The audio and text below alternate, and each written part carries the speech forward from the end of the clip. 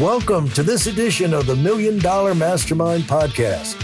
This is where we pick the brains of high achievers from all walks of life and get their hard-earned, real-world insights on winning.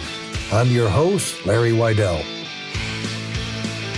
Now, I'm going to probably get pushback if I don't get a couple of comments from the king of scaling about when you come into a situation. You talked about it earlier in general terms, but when you come in, and if you're going to come into any of our businesses, and what size business are we talking about now? It is rare for me to join a company that's not already at $10 million a year in revenue. I will join some smaller, a part of the smaller one right now, but the opportunity is so massive. We're literally talking $1 billion a year in revenue. Yeah. And now, how many moving parts would they have? The company that the minimum company, how many minimum moving parts would they have? Because you said, you go in and you can see the pieces there. What are the big pieces that you usually see? They're always going to have a lot of big parts, but it may not be necessarily a lot of people, or at least not full time. It's amazing how easy it is to get to a $5 million, $10 million a year recurring technology company now with just a handful, 5 to 10 full-time employees, because you can work with contractors and we can work with VAs overseas and whatnot. For me, the bigger pieces I'm always going to end up separating into is marketing. And marketing is a big umbrella we can talk about. The pure sales, the closing of deals. But to me, marketing is this bigger piece, which actually encompasses sales and product. Because marketing is, to me, anything from somebody who's never heard of your brand or what you offer to all the way until they've been a happy customer for like 10 years, which means everything from setting expectations to the closing of the deal to the product that they're using, the product they were trained on, and that they continue to repay for. And so I'm going to start to look at those individual segments. And then there's the back office pieces, which frankly often needs a lot of help, but I try not to get involved in a lot of that too much. I mean, there are fractional CFOs and controllers and accountants that help so much more with that. But the bigger pieces I'm going to come in are going to be probably the bigger moving pieces of marketing, sales, and product, with a heavy focus on the pure marketing lead gen all the way through closing. Yeah, the sales force, the delivery. Very often, I find so many companies, while sales has to, many companies, they feel like they have to own customer success.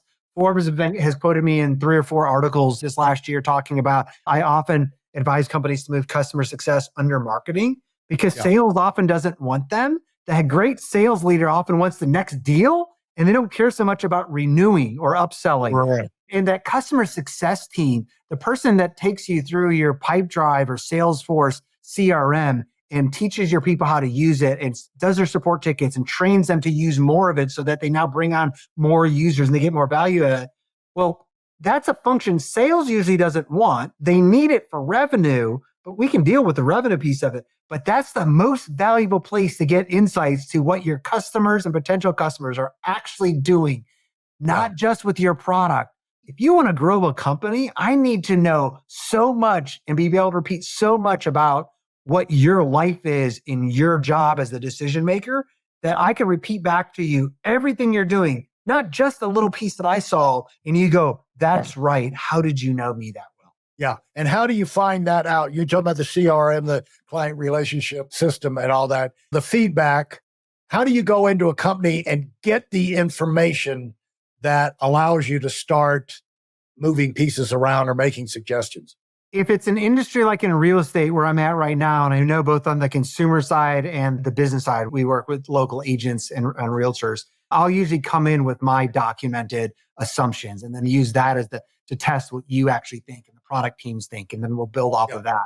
If it's an industry I haven't been in before, which I think the best high performers can step into any industry and do this, is I will come in and I will sit down with everybody in the company, from individual contributors to the CEO, and get them to tell us everything about the problems the customer's having, what our product actually does, what parts of the product or service the customers actually use or see value in. I then will call 15 to 20 people who have said no to the company or who have canceled the product, because that's who I care most about. Because what I'm looking for from all those conversations is to document. To some degree, I am just trying to get what is reality like for our customers, But what you have to do to get that and to bring the rest of the company with is identify all the hidden assumptions. The CEO wants to believe that their product is the best, but is it? So you've got to bring them reality about what customers actually believe and what does actually solve. And we've built this product that does 13 different things, but does anybody, including the product team, know that customers only use 2 of those 13 things? Yeah. That's an important thing. Maybe you do need to build all 13 to sell it, but you need to know what they're actually using. And so I'm going to come in and help document all of that as quickly as possible. And then we're going to build a strategy to actually. You do that one-on-one, or you do that in group setting, or both? Usually one-on-one for the conversations as much as I can up front. And then as we start rolling out what I believe I've heard, I'll do groups for those, especially with the C-suite. The C-suite needs to react together, I find, to be like, because when you put out something that's completely contrary to what the chief product officer thinks and that they've been spending dollars on, they're going to stand up. And it doesn't mean that I'm right, but what happens in that interaction is going to be hugely beneficial for everybody to hear. Now, see if you agree with what I'm going to be saying here, because I'm going to be talking to people listening now. And if you're thinking about your situation, what you should hear from this is reality. Really, the only thing that will prompt change is reality. Arguments do not make people change their religion, their political preferences, or their, scream at each other just louder and louder. But you got face to face with reality. That's when change happens. And when I hear you going in and people like, how can I do this? What should I be doing? Because, even if you're going to bring in, a person like Kurt to help you, you can kind of lay the groundwork by getting what's missing is the facts and, the real facts. And there's would you say that it's true that there's a disconnect in the facts that people and the assumptions, and your job, your first thing is like, let's get the clear picture on the table and see what that tells us reality really is in this company. Absolutely. And even it's so much more so, especially when the founders came from the industry that the company is solving a problem for, because they've often built things for themselves and they think they know. And the one thing is, I don't care what role somebody is that's listening, whether they work for themselves, they're the CEO, or they're the front office manager. They are wrong about 2 to 3 major things in their job right now, and they don't know it. At the most basic level, my job and everybody's job at a leadership level is to understand what we think we're right about today that we're actually wrong about. It could be a core belief about what our product does or what the problem is our customer has, or it could be that thinking that how we're doing this one process is the best way to do it, and therefore we stop looking for ways to improve that. But I'm wrong about something today that in a year, I'll figure it out. If I walk in the door every day today and I go, I'm wrong about a few things, you're wrong about a few things. Our job as interacting together is to help each other and ourselves identify not in 12 months what we're wrong about, but what we're wrong about today or within the next 2 months, as opposed to waiting 12 months. That's how companies go faster, is when you can get to reality and go, holy shit, we've been trying to sell this way and it's not connecting. And we just keep trying to put more salespeople on it and tell them they got to make more cold calls and do more follow-ups. And the reality is there's these 3 other things. And if we do these 3 other things, deals are easy. Yeah. When Jamie Dimon came out of Harvard, his father had worked his entire career with Sandy Weill. And Sandy was with American Express back then. And they threw him, they didn't make him president. They threw him out, gave him a big buyout. He made more $1 million earners while he was a vice president at American Express during the 90s than anybody in history up to that time. And so for a year, Jamie and Sandy looked at opportunities, and they started in 90 in the 80s, he did it in the 80s. He worked with Amex, but in the 90s, they started, and they got this little commercial credit finance company out of Baltimore, Maryland. They started with that, and then they started acquiring, and he put a super team together, like people out of the financial world, the best people they had known. And what they would do is once a month, they would get together and they started adding companies to it. And Smith Barney got in there and different ones. But so over 10 years, they would have a monthly planning meeting. And once a month, they would go and they would have 24 hours summit meeting, and everybody would lay the facts on the table for those companies. And they would see, what needed to be done. Everybody would show how they're delivering. And at the end of 10 years, he had the number one company in the world, which was Citigroup at that time. And this is before Apple took over and this, that, and the other. But it was before they put an accountant in charge. I forget his name right now, but he greatly led the stock price from $50 down to 50 cents. But after Sandy Weil was forced to retire because of age. But anyway, during that march up there, we were the marketing engine for Citigroup. And so they would come to our annual convention. I remember getting ready to walk on stage, about 50, 60,000 people, and Jamie Dimon's right next to me. And so I said, well, I'll take the chance, I'll find out something from Jamie. And so I said, Jamie, when you have those planning meetings once a month, what do you guys talk about? And he looked at me like I was the biggest idiot in the world. And he said, the facts. We look at the facts. And that's, the idea was the facts tell them what decisions they needed to make that month. And if you just look at the facts will speak to you. And that's would you say that's a part of the story that you go into, is you try and get the facts on there, and rather than wait for God to give you an inspiration from heaven about how to reorganize things? The facts, or at least the concrete perceptions. So it's like, the perception. Yeah, well, I'd say that in terms of, I think there in any role, especially as you move up the ladder and more knowledge work, there's time that I need to be spent. I call it, looking out the window time. I need to not be looking at my computer. I need to not have anything that, music playing. I need to just stare at a wall and think. Maybe, I might have my whiteboard over here and I might be working on there, but I need to work through a problem. But that's rare.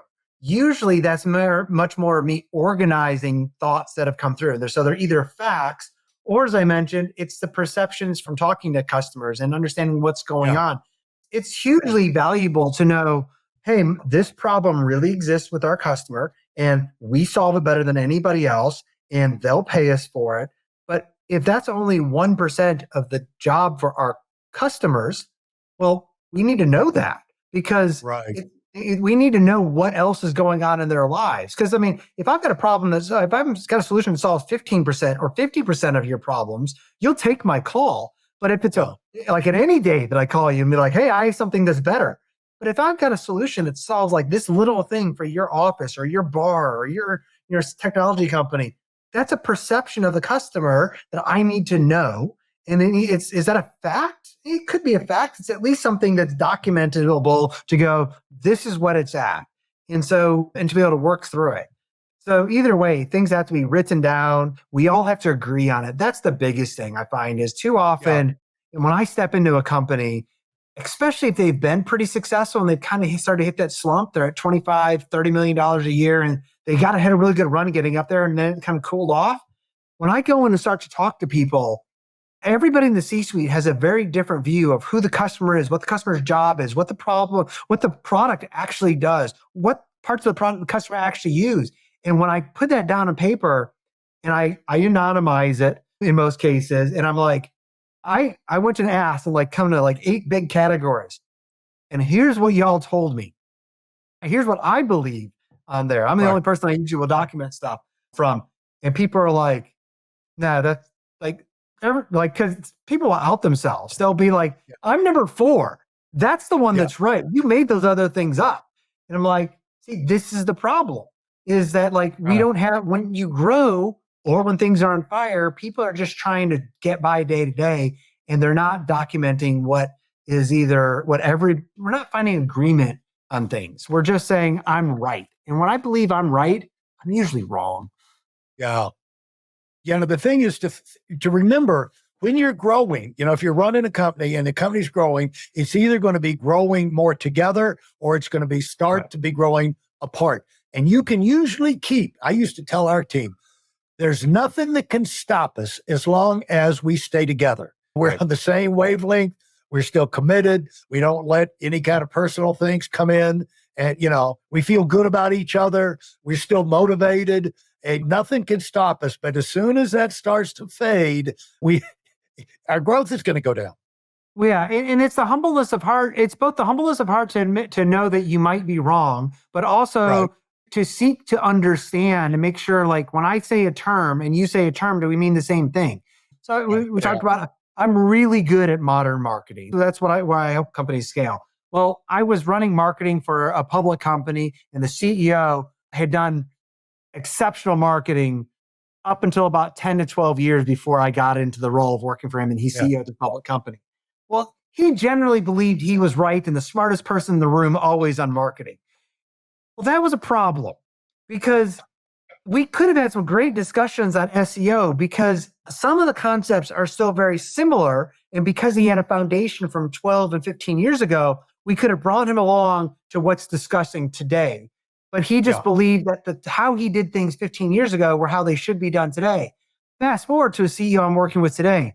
Brilliant marketer, brilliant sales, gut feel for about how to respond and messaging, spot on. But almost always defaults to, Kurt, I trust your opinion.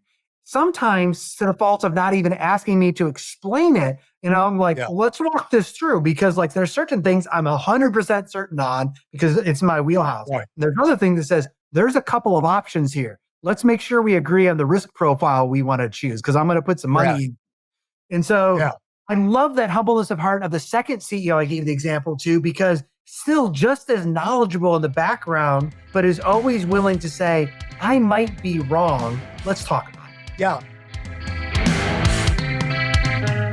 For those of you who are sick and tired of fooling around and are dead serious about wanting to move up fast, I've got something especially for you.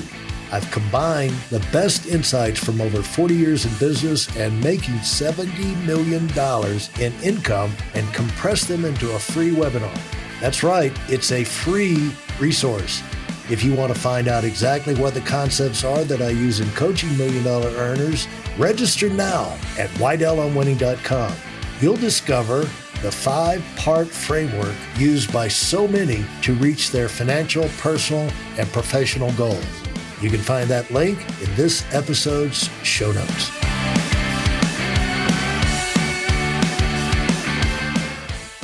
When you go, you've done keynotes, you'll be doing more keynotes because, your brand's expanding.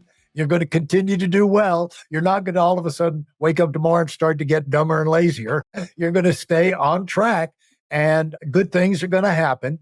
So you'll be in front of people, and you have been in front of groups, and it's a wide variety. You can't speak to a certain one subject or another. How do you go in there? How do you try and connect with them? What do you try and leave them with? What are the main things you try and leave your groups with when you're doing a keynote? And whether it's a keynote or I do a fair number of virtual corporate talks right now for both divisions and sometimes full companies. In all cases, I don't know, there are people that do really well having their keynote that if you listen to 20 of their keynotes, it's almost the same talk just 20 times over. And I don't fault that. It fits very well with their book and their niche. I'd much rather take the time up front to understand what are they trying to accomplish with their conference, with their team, and their division. And hey, you came to me because I talk about creating high-performing teams and companies, usually through servant leadership, but I don't even have to use those terms. Tell me what problems you're going through or that you think, if it's like an industry conference, what problems are you trying to solve for your people in this conference? And what do you want the takeaways to be from the whole conference for them? And then I'll come back to them and go, I think I should adapt my talk to be in these areas with them. And then can I have 2 or 3 intros to 2 or 3 people that are the perfect persona that's coming, that I can actually talk with them and interview them so that I can adapt my talks with them. And I'll do that same thing. Also, I do keynotes, but more and more, a lot of my talks have been guided fireside chats. It's amazing. I didn't know until I got into it how many fireside chats are actually entirely scripted beforehand, at least the questions. But I love the thing where it says, look, I could get up there and pontificate, but I'm happy to have a third of the time set aside for questions, but let's go through 2/3 of the time for questions that your people might submit ahead of time, even that you curate, and that we can guide through a conversation to make it more entertaining for them. Yeah, I love that because I never thought to do it. Now, I like the idea of, although some people it worked for them, they're good. They do the same talk. It's just like the Pope blessing speaking to the masses at the Vatican. And, God bless them. And they'll connect with people. They've got their jokes and their routines down, and it works. You can't argue with success. However, I've always thought when I went in, first of all, I bore too quickly to do that.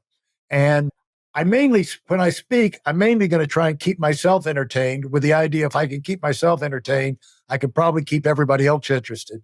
Because you can't keep them interested, it doesn't matter, because they're not going to remember anything you said. So what I found to perk things up is I would always talk to the people who invited me. The leaders of the groups are like, what's going on?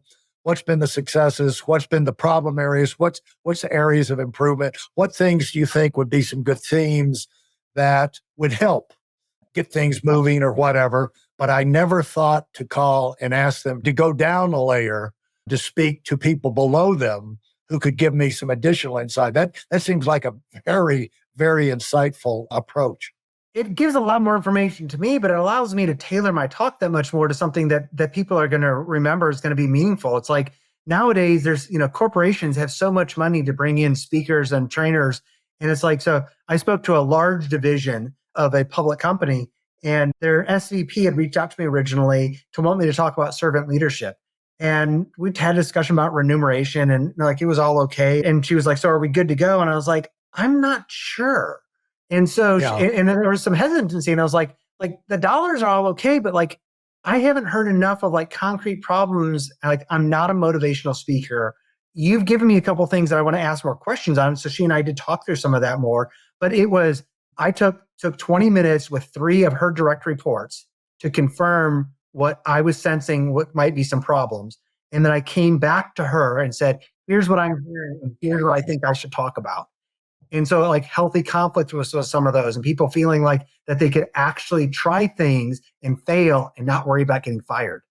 And so we literally made almost the entire talk about how not the individual contributors, but how people that are managing people need to speak up on their own failures and facilitate talking about things that they're wrong about, and how the individual contributors should start to expect this change to happen because everybody wants to get to this outcome. I got a dozen emails afterwards, one from the woman who brought me in initially, but from people on her team. They're like, this was perhaps career changing. And I'm like, it was only career changing because she was open to allowing me to talk to some people on her team and us tailor something that was going to be meaningful and not just dollars. I don't need dollars from another talk. I want it to be impactful, or I'm not going to do a gig. You have contradicted yourself. You do give motivational speeches. That was a motivational speech. It wasn't a raw. Motivation works for 30 minutes, and then you got to get back to work. It wasn't a raw speech, but it was. You changed your career. That's the kind of motivation you want. Now, I will say this. I suspect that for a lot of people, maybe you're not making the impact you could in your speeches, because most people really love speakers that have had tough times.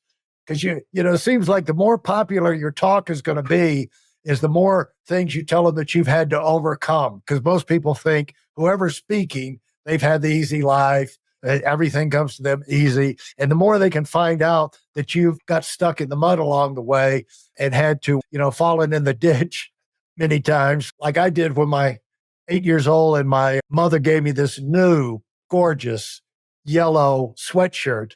And I chose that afternoon to see if I could ride in my bicycle across a 6-inch plank across a mud ditch. It went right in. Nice. And so the more people find out that you've gotten yourself into some situations, either of your own making or just life, it seems that they can relate to you. But it seems like, how would you let people know that it hasn't been an easy ride for the young Kurt? That's often comes out of one of the reasons that I like talking with people, because I don't know what are my failure stories to bring up until I know them a little bit. Years ago, gosh, it's probably been 9 years ago, I spoke at the leadership conference for the performance products industry, the swag industry, what people put brands on and sell. I knew nothing about, I knew nothing about that industry before my talk. And so I got referred into it. I'm like, I needed to talk to the people that were running those companies to know what would be meaningful, because half of my stories, 90% of my failure stories or things that I might bring up would not be relevant to them. I needed to understand them. So it's a little bit of a crutch. I mean, it's a lot easier to know what anecdotes to bring up and stories from the past or from people and companies that I've coached when you get to know what's actually going on in people's lives. I mean, same thing. I spoke at RCAF. That's the Independent Ranch Beef and Lamb Ranchers of America. I'm a carnivore, so I've got that. But other than that, I know nothing about the life of a rancher, And so I needed to talk with people ahead of time so that I could bring a good story to them. Yeah. So what did you wind up with? In that case, I came to them much more with, they had a great message and they kept struggling with marketing and how to get it out. And so we kind of we went through with more of a messaging about how they may want to think as an organization and members about competing with the Made in America movement. Yeah. But have you ever had problems in that area, learning that yourself? Not so much there. I mean, some of the issues where they'd been trying to take the same approach for marketing and positioning that just wasn't working. I've had those problems before and was able to give some of those examples, but they're from different industries. And so I would say it's good to be able to say like, hey, I've tried doing the same thing for 10 years in a row and it wasn't a good path.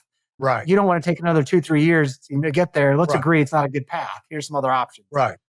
Yeah.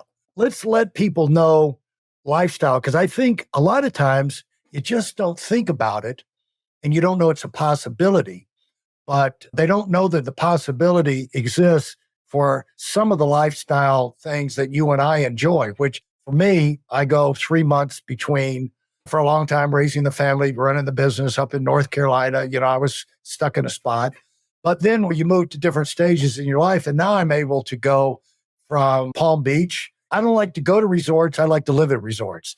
And so I like to be there all the time.